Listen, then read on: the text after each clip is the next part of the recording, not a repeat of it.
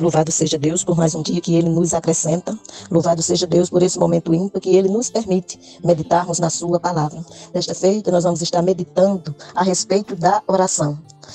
E iniciamos fazendo uma indagação. Por que devemos orar?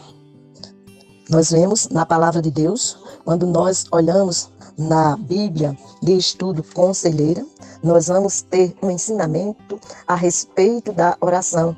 Esse ensino a respeito da oração, você vai encontrar em Mateus, a partir do verso 5 e vai até o verso 15, em que você tem, capítulo 6, versículo do 5 ao 8, o ensino a respeito da oração. Do verso 9 ao verso 15, você tem uma instrução dada por Jesus, dizendo, portanto, oreis assim, que seria um modelo de oração, que, de acordo com a Bíblia, da pregação expositiva do pastor Hernandes Dias Lopes, ele trata desse tema, do verso 9 ao 15, intitulando que a oração modelo do Senhor.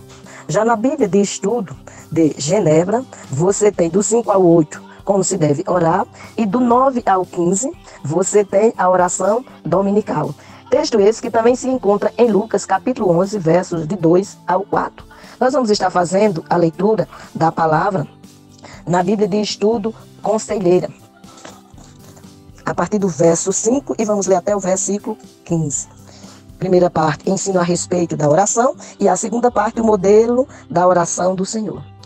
E quando orarem, não sejam como os hipócritas, que gostam de orar em pé nas sinagogas e nos cantos das praças para serem vistos pelos outros. Em verdade, lhes digo que eles já receberam a sua recompensa.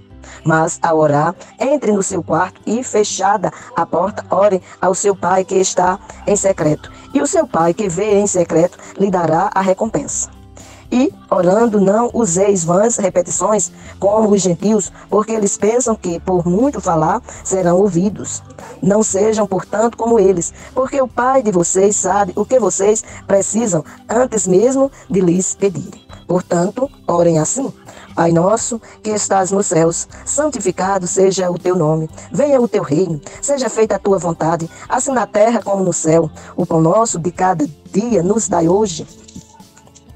E perdoa-nos as nossas dívidas, assim como nós também perdoamos aos nossos devedores. E não nos deixeis cair em tentação, mas livra-nos do mal. Pois teu é o reino, o poder e a glória para sempre. Amém. Porque se perdoarem aos outros as ofensas deles, também o Pai de vocês que está no céu perdoará vocês. Se, porém, não perdoarem aos outros as ofensas deles, também o Pai de vocês não perdoará as ofensas de vocês. Leitura feita em Mateus, capítulo 6, do versículo 5 ao versículo 15. Do 9 ao 13 encontra-se exatamente a oração do Pai Nosso. A respeito da oração do Pai Nosso, na Bíblia de Estudo Conselheira, ela faz a seguinte destaque. Pai Nosso, Jesus nos apresenta Deus como Pai. É o reconhecimento de que Ele é nossa origem e nosso destino. Dele viemos, com Ele vivemos e para Ele retornaremos. Veja que para retornarmos a Deus, precisamos reconhecer Jesus como Senhor e Salvador das nossas vidas. Pois no Evangelho segundo João, capítulo 14, verso 6, Jesus nos diz assim: eu sou o caminho, a verdade e a vida. Ninguém vem ao Pai senão por mim. Seguindo ainda a descrição feita na Bíblia de Estudo Conselheiro a respeito da oração do Pai Nosso, nós temos: estas verdades são de grande apoio e conforto espiritual e emocional para todos nós, apesar de tudo o que, eventualmente, possamos ter sofrido ou ainda vir a sofrer. Deus não pode ser comparado a um pai ou mãe terrenos, pois Ele não depende de nenhuma circunstância terrena ou humana. Este Pai é o eterno, diferenciado, o sagrado, o sublime, invisível, absolutamente especial. Não é o pai ou mãe que conhecemos ou que não conhecemos. Tem pessoas que não conheceram pai nem mãe, ou seja, humanamente falando, foram criados por outras pessoas. Mas, independente desse conhecimento, você precisa lembrar que o nosso Pai Celestial, Deus, Ele vai além do nosso pai e da nossa mãe terrena. E sim, aquele que precisamos conhecer, você e eu, precisamos conhecer mais e mais de Deus, pois ele diz que nós erramos por falta de conhecimento. Ele diz como o meu povo erra por falta de conhecimento. Se você declara que faz parte do povo de Deus, você precisa conhecer a Deus e conhecer cada dia mais e mais, pois ele ensina na sua própria palavra que nós precisamos meditar nela de dia e de noite. É assim que se encontra no Salmo 1, no verso 2. E à medida que nós meditamos na palavra de Deus, seremos como árvore plantada junto ao ribeiro de água, que dá o seu fruto na estação própria e cujas folhagens não caem. Precisamos conhecer mais de Deus.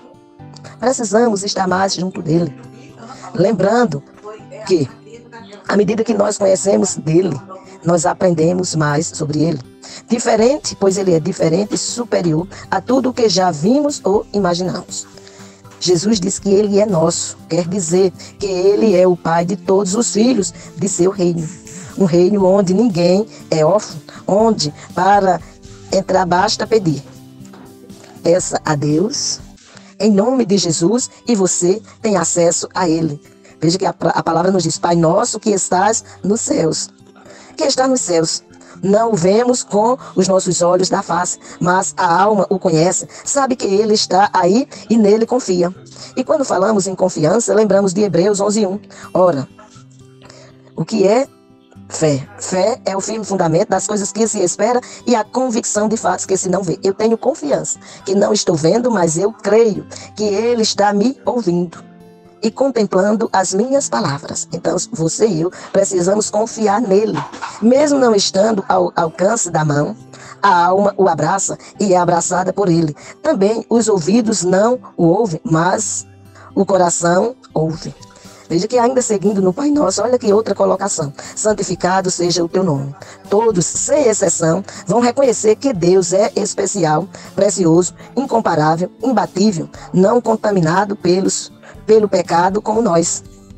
Ele é puro, ele é santo. No Pai Nosso ainda nos ensina que não só devemos lembrar que ele é o Pai Nosso, que ele está nos céus, que santificado seja o seu nome, mas pedimos: venha o teu reino. O senhorio divino cria como que um reino, um ambiente destinado a todos os que chamam pelo nome de Deus. O reino não é um sonho humano, é a promessa de Deus. Então, a frase venha o teu reino significa: queremos participar do teu reino agora, e também que desejamos que ele já submeta o universo inteiro. Seja feita a tua vontade, assim na terra como no céu. Que nosso coração reconheça a santidade do Pai e, acima de tudo, que sua vontade seja o que buscamos todos os dias. Veja que a própria palavra nos ensina a buscar, pois, em primeiro lugar, o reino de Deus, a sua justiça, e estas coisas vos serão acrescentadas. Nós precisamos nos submeter à vontade de Deus. O submeter-se à vontade de Deus é uma forma sábia de reconhecer a bondade e a eternidade de Deus, que abrange a terra e os céus, sem deixar de lado a vida interior, ou seja, o coração e a mente das pessoas, suas emoções, fantasias, sentimentos, pensamentos e ações. Veja que Paulo nos ensina em 1 Coríntios 10:31, quer comais, quer bebais, quer façais qualquer outra coisa, fazei tudo para a glória de Deus. Então, abrange todos e tudo. Por isso, é precioso pensarmos como estamos buscando a Deus. Onde estamos buscando a Deus? Quando estamos buscando? Ainda na oração do Pai Nosso, nós temos um pedido do suprimento diário, dizendo a Ele: o pão nosso de cada dia nos dás hoje.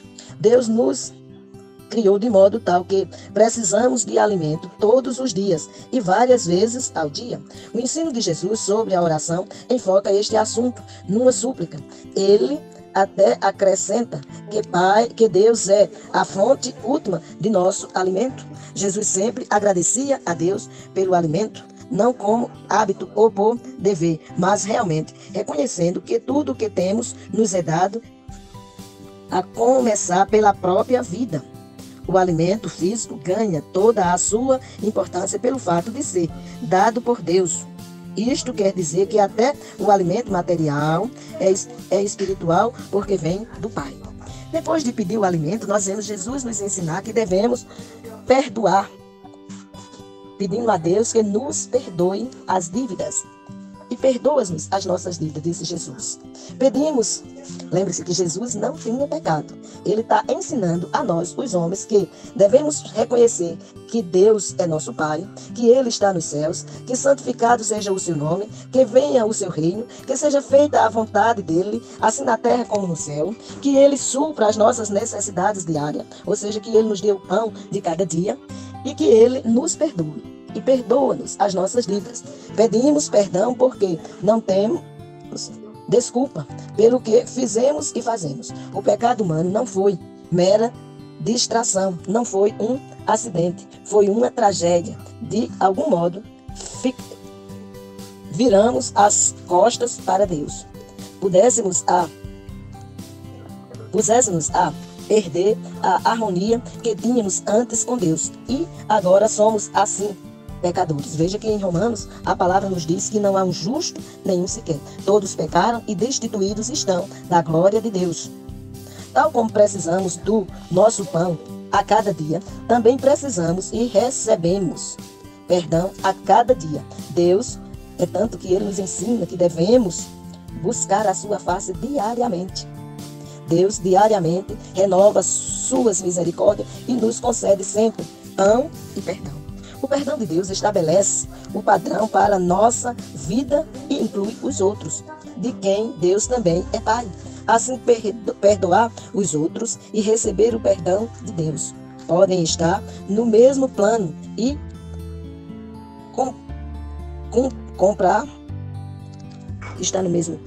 compor uma só realidade.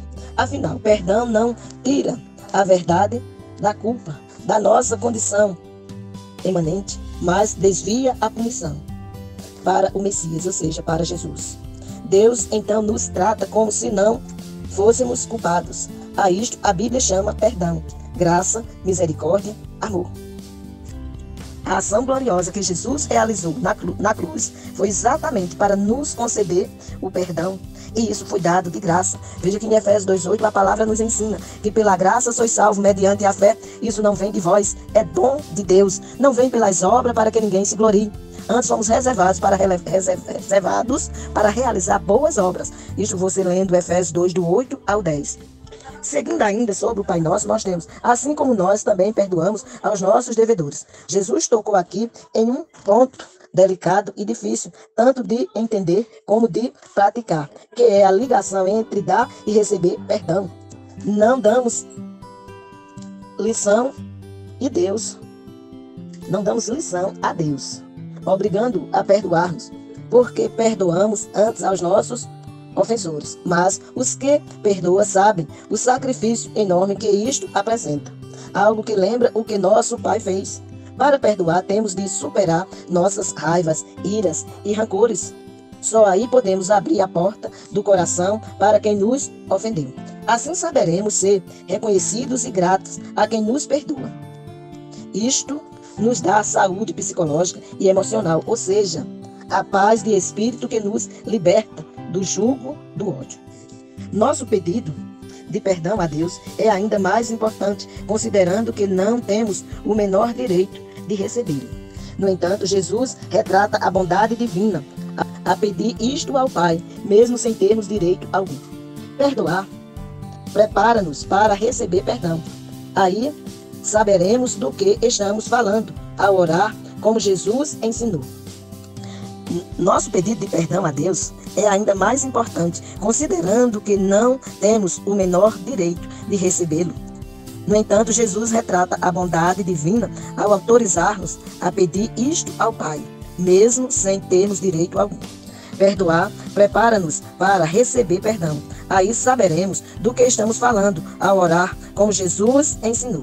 Recebendo perdão por meio do reconhecimento de nossa culpa, também nos preparamos para perdoar, assim como fomos perdoados. Foi isso que Jesus mostrou ao fariseu que o hospedava, quando a mulher pecadora lhe ungiu os pés, como se encontra em Lucas capítulo 7, do verso 36 ao 50. E não deixeis cair em tentação, mas livra-nos do mal. Peçamos a Deus que nos ajude a nem sequer desejar fazer o mal. E no caso de a tentação vir, que nosso Pai não nos deixe cair, pois será sempre o maligno que estará por trás de toda tentação. Peçamos sempre ajuda a Deus. No exercício da oração, devemos olhar, por exemplo, o Salmo 23, em que o salmista declara que Deus é o nosso pastor, que Ele é o refúgio para todo aquele que nele crê.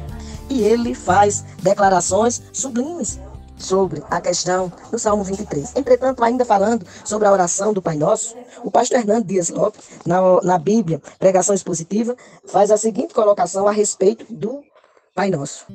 Só repetindo para nossa memória, que se encontra no verso de 9 a 15 do capítulo 6 de Mateus. Ele diz que este é o modelo do Senhor de oração. O Pai Nosso é uma oração modelo e ela se divide em 4 partes, a saber, no verso 9 nós temos os fundamentos. Devemos dirigir-nos a Deus como Pai, e sabendo que esse Pai é nosso, e sabendo que o Pai está no céu. A segunda parte, ele diz que corresponde a petições em relação a Deus, que vai do 9, a parte B, até o verso 10. Há 3 pedidos nesse sentido.